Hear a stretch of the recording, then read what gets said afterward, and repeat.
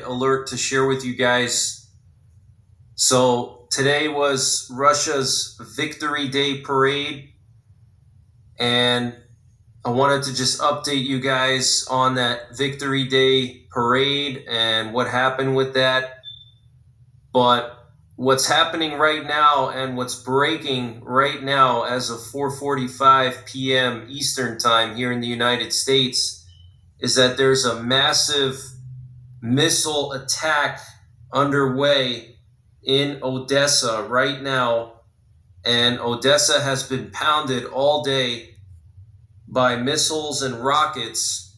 And what you're looking at here is video footage from Mykolaiv, and Mykolaiv is a smaller city to the east of Odessa, and it's basically right on the front line with Russia now, or actually the Russian-controlled territories of Ukraine.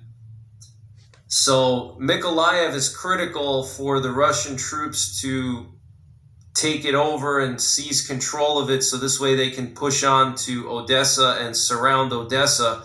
And the Ukrainians have been fighting really hard to make sure that Mykolaiv doesn't fall to the Russian army.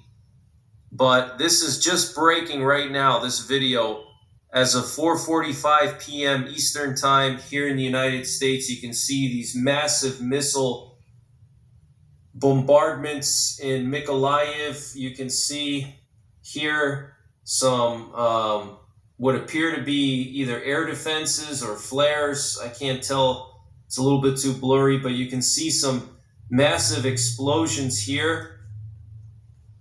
In the background here, multiple explosions going off in Mykolaiv, and there were multiple missile strikes today on Odessa. Reportedly, one of the malls in Odessa is now on fire, and I'll show you guys some video footage that just came out in the last few minutes. There were at least 7 missile strikes in Odessa today, and several rocket strikes, and also a bridge was hit as well this morning. And the Ukrainians are saying that a Russian Tu-22 strategic bomber carried Kinzhal hypersonic ballistic missiles, or air-launched cruise missiles, that destroyed 5 buildings in Odessa. Okay? 2 people were injured, all right? That's the Kinzhal hypersonic missiles. I don't really know much about them. And then they were launched from a Tu-22 strategic bomber that was earlier today. But that was separate from these missile strikes that are hitting Odessa right now. And then here in Mykolaiv, you can see these explosions going off. So it looks like Russia is celebrating Victory Day by peppering Ukraine with missiles and death and destruction. At least Vladimir Putin is celebrating Victory Day by peppering Ukraine with death and destruction and missiles. But this is very significant, guys. It looks like my predictions were correct, that Russia would step up their aggression on Ukraine around Victory Day. And I told you guys that this war was not going to end and that the war was going to continue. So before I get into some of the video footage here from these missile attacks today in Odessa, I want to just quickly update you on the Victory Day. I watched it. I stayed up late last night and I watched the whole. Now, in terms of the blatant and obvious encroachment by NATO onto Russian territory, which has been occurring over the last couple decades, that's clearly undeniable. I mean, anybody with half a brain can see that. And if you cannot conceptualize why that's a national security risk for the Russians in light of their history, particularly, which is going to be celebrated tomorrow, surrounding the events of World War II, then again, I suggest you take up another hobby, because your purview of this situation is not broad enough to comprehend it in any significant detail. So We do not in any way, shape, or form. То, во что это вылилось, уже смело можно называть, не лукавя, Третьей мировой войной. Совершенно точно. Мы прямо сейчас сражаемся, если не с НАТО, то уж точно с инфраструктурой НАТО. И это тоже надо.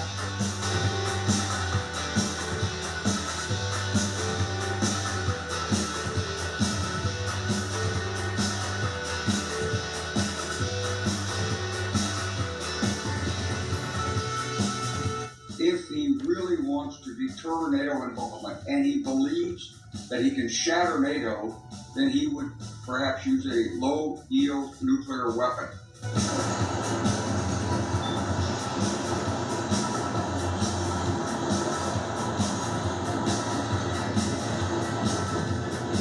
Where would he use it? Probably not in Ukraine, but perhaps on the staging areas or some populated area in Poland. This is what's usually done in the Russian exercises. Getting some breaking news now. Poland's government has issued a guide that instructs public how to prepare for a crisis like war and what to do from during attacks with weapons ranging from conventional to chemical and nuclear.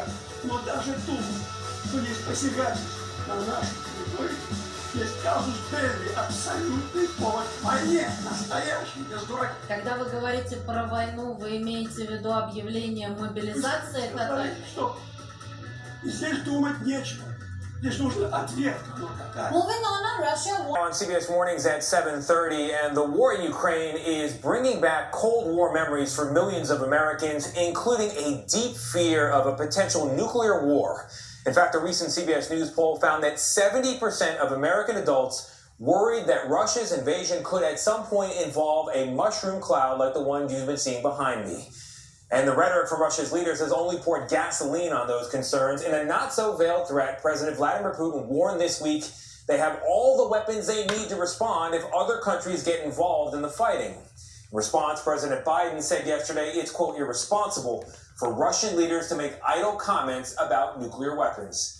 So unfortunately, now seems to be like a very good time to think about what a nuclear war might actually look like and whether our country would be prepared.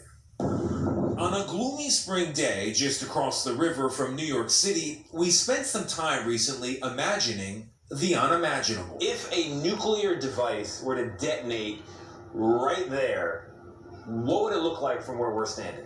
The fireball itself would be bigger than the Empire State Building considerably. Historian Alex Wellerstein has spent a career studying scenarios like this one.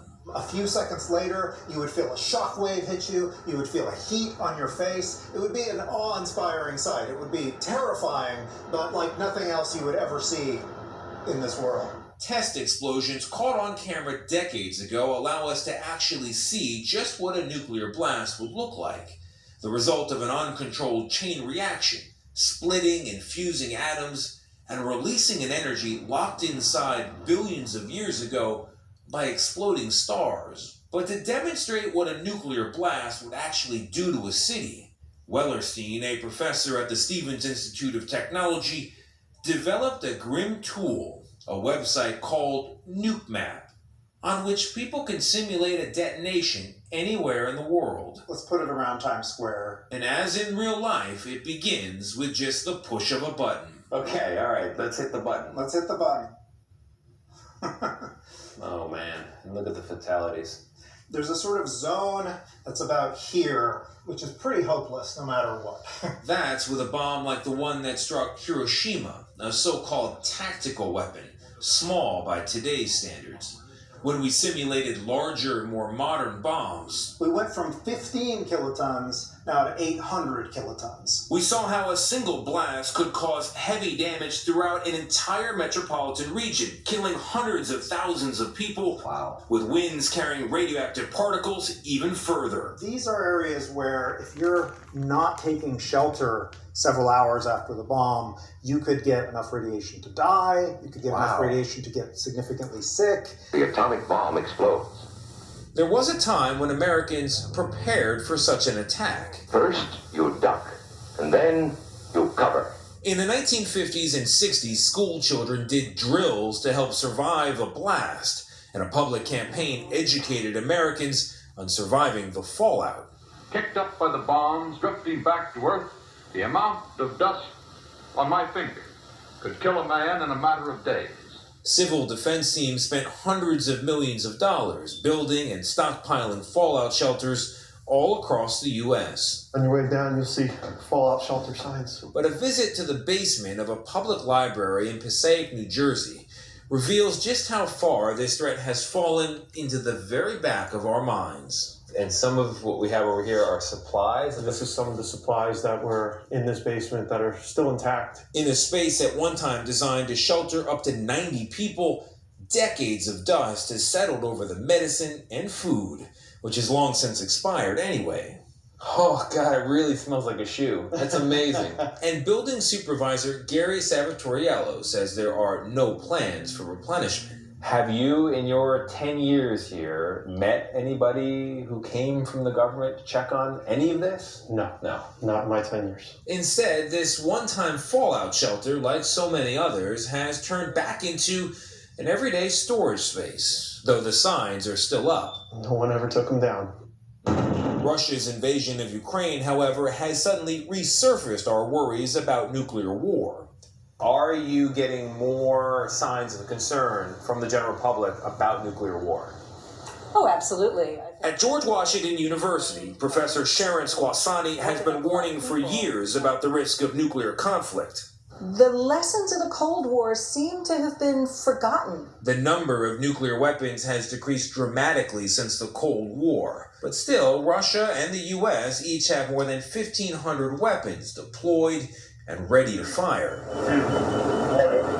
And Squassani fears that could eventually happen, either by accident or intentional attack, in a conflict like the war in Ukraine. And we know from Russian doctrine that they have a plan, or they've been thinking about using nuclear weapons to escalate the war, to stop it, or de-escalate it. What is escalating in order to de-escalate?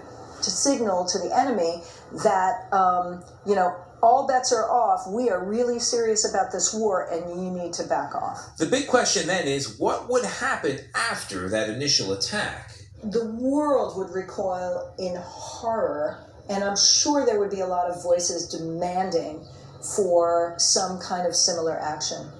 But do you really want to trigger the Third World War? A third nuclear war?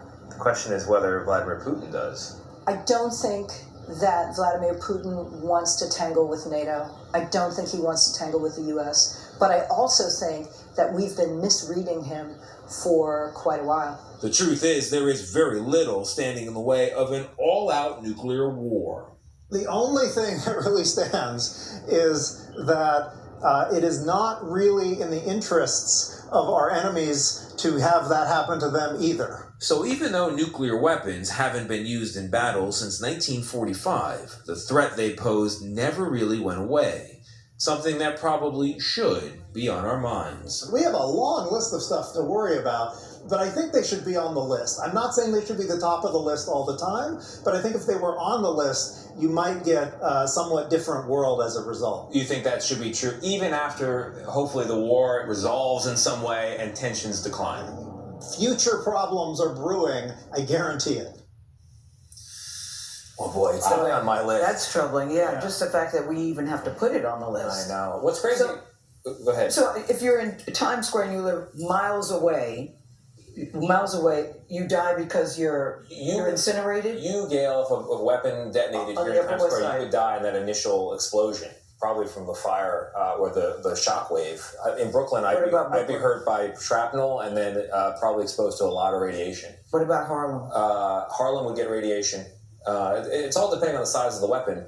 What's really wild about this is the only thing that deters Russia from detonating a weapon is them believing that we're crazy enough to fire back. Right. Right. It used to be called mutually assured destruction. Yeah. MAD. Yeah. Right? MAD. The acronym is appropriate. Yes, it's it really insane. is. It really is. And I remember those bomb shelters in my school as a little kid. Yeah, that was fascinating. Very, very scary.